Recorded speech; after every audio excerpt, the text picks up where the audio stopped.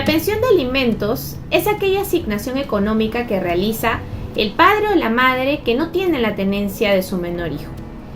Y no solamente se limita a lo que es alimentación, como uno dice pensión de alimentos, no.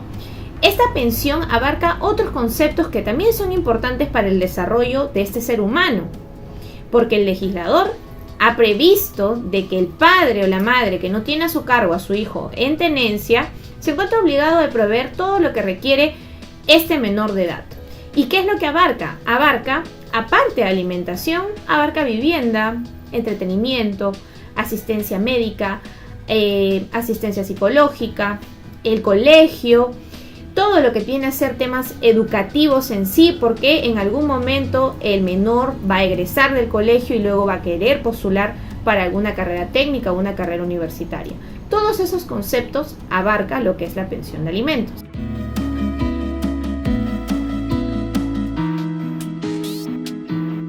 Para efectos del cálculo de la pensión de alimentos, hay que tener en consideración cuáles son los gastos reales del menor, que ya lo hemos comentado en vivienda, asistencia médica, asistencia psicológica, colegio, entretenimiento y todo lo que requiere como ser humano para poder desarrollarse.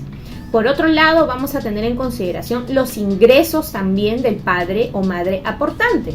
Pero no solamente eso, sino que hay que evaluar si tiene una carga familiar adicional. Porque si tienen mayor carga familiar, esto es, otros hijos, tendrá que el juez considerar la existencia de otros hijos. ¿Por qué? Porque también legalmente tiene que hacer un aporte económico a favor de los otros hijos.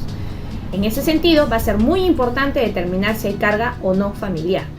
Con la nueva modificatoria de la ley, para efectos de determinar cuáles son los ingresos reales del padre o madre al cual se le está solicitando alimentos, se está cursando un oficio a la SUNAT para que la SUNAT informe de cuáles son los ingresos reales que tiene el padre o la madre. Y no solamente eso, sino también que se está solicitando información a registros públicos para saber qué propiedades tiene, porque a veces la realidad que se presenta en un proceso es muy diferente a la que se ve realmente en registros públicos, porque hay padres que pueden tener muchas propiedades, pero después indican que no tienen ingresos. Entonces, acá el juez va a tener que valorar todas las pruebas que se presenten para determinar cuáles son los ingresos reales de la persona que está siendo demandada por alimentos.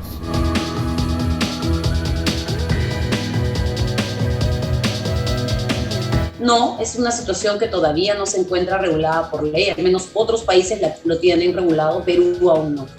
En la especialidad de familia se le llama solidaridad familiar. La solidaridad familiar quiere decir que yo de manera voluntaria te podría dar los alimentos, ¿no? Pero no te puedo exigir.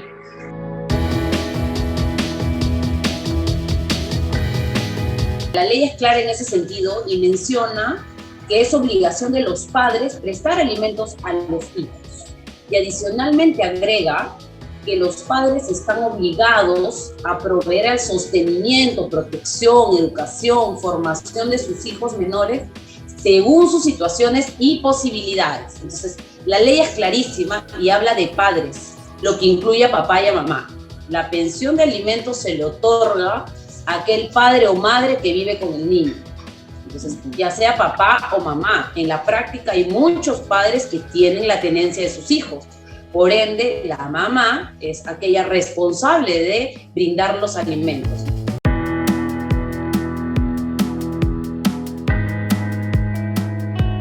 Es importante señalar que actualmente el sistema judicial, a través del Poder Judicial del PJ, ha brindado facilidades para que tanto el padre como la madre que quiera interponer una demanda de alimentos pueda hacerlo a través del llenado de formularios, lo cual implica que se puedan presentar demandas sin la necesidad de tener un abogado. Esto va a facilitar para que los padres que quieran presentar esta demanda de alimentos puedan hacerlo sin necesidad de asumir los costos legales que usualmente acarrea la presentación de una demanda. Esto es en la medida de que se hace prevalecer el principio del interés superior del niño y, por supuesto, el principio de economía procesal. El día 4 de mayo se ha publicado la ley 31454, que tiene como finalidad establecer mecanismos procesales que puedan hacer más expeditivo el proceso de alimentos, que como sabemos representa una carga procesal muy alta en el Poder Judicial, en los juzgados. En esa línea podemos resumir las modificaciones en 3 puntos, que se dan en 3 etapas del proceso. La primera etapa, que es la postulatoria, está referida a que ya no es necesario que esa demanda sea firmada por abogado. La segunda modificación es que a la tradicional demanda por escrito, ¿no es cierto?, se puede presentar adicionalmente de manera alternativa, de manera virtual, con unos formatos ya establecidos y aprobados por el Poder Judicial.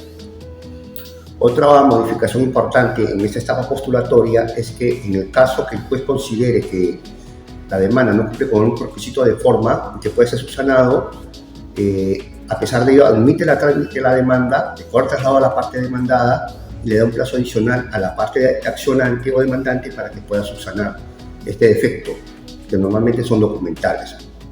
En la misma línea, el juez puede de oficio solicitar medios probatorios de oficio para que pueda él tener toda la documentación posible para que pueda expedir una sentencia. La otra modificación está referida durante la etapa de la audiencia. Normalmente cuando las partes no acuden a la audiencia programada por el juzgado, automáticamente el juez declara concluido el proceso. En este caso, con la nueva ley, se establece que en caso las partes no vayan y el juez tenga toda la documentación que le permita tener la certeza de la fundabilidad del derecho del alimentista, automáticamente emite la sentencia. Ya no declara concluido el proceso.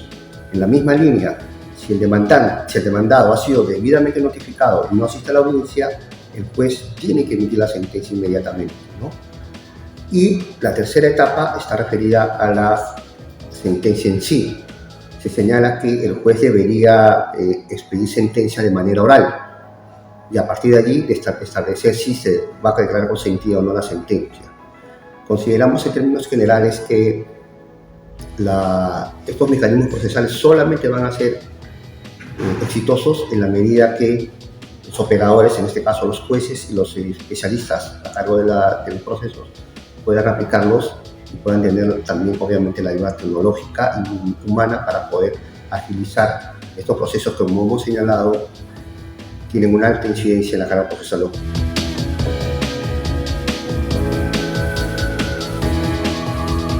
Sí, con una pena privativa de libertad no mayor de 3 años.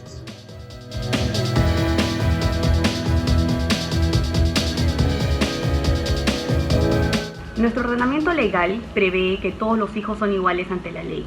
Por tal motivo, la asignación que se haga a cada uno debe ser igual y proporcional. El monto máximo que se le puede embargar a un padre por alimentos es del 60% del ingreso de sus haberes. Si son varios los hijos, este va a dividirse en ese porcentaje máximo, como ya les dije, es del 60%. Por ejemplo, si es un hijo, será hasta el 60%. Si son 2 hijos, será hasta el 30% para cada uno. Si son 3 hijos, el 20% para cada uno también, y así sucesivamente. Si te refieres a una remuneración fija, por ser un trabajador dependiente, por ley hay una retención hasta el 60% de todos los ingresos que se perciban. Y ese 60% va a ser distribuido entre la cantidad de hijos que se tenga. Sin embargo, si hablamos de un trabajador independiente, va a depender de los ingresos que se logren acreditar. Y en ese caso se tiene como base para fijar una pensión de alimentos la remuneración mínima vital vigente, ¿no? Que a la fecha estamos en 1.025 soles.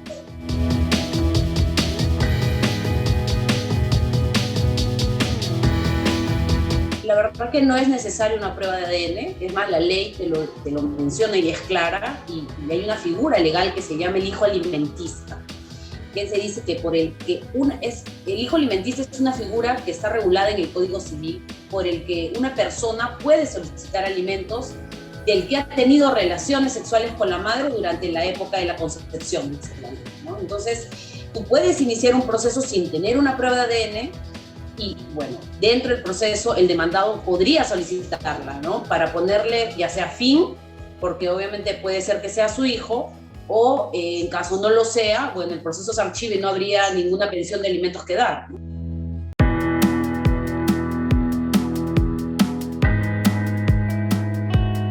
Si no tiene, obviamente habría que ver primero ante qué situación se encuentra, ¿no? A ver, si es que no tiene dinero, Yo lo que recomiendo es que si tú tienes una conciliación, volver a invitar a conciliar para una reducción de alimentos. Si no hubiera una conciliación y hubiera una sentencia judicial, iniciar un proceso de reducción de alimentos. Siempre accionar, no quedarte sin hacer nada.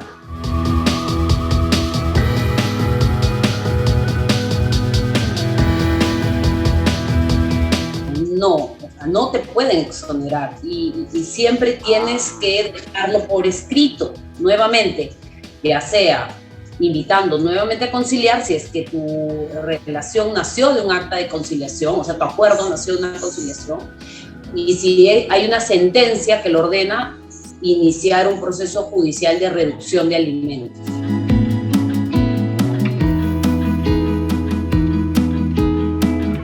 Tú de manera unilateral dices, no, yo no quiero pagar porque no tengo, me tienen que exonerar, eso no existe. Siempre tiene que haber una constancia, como nuevamente, ¿no? Conciliación o poder judicial, y lo que no se pagó son los devengados, que se pagarán a posteriori, y se verá esto dentro del proceso judicial de ser el caso.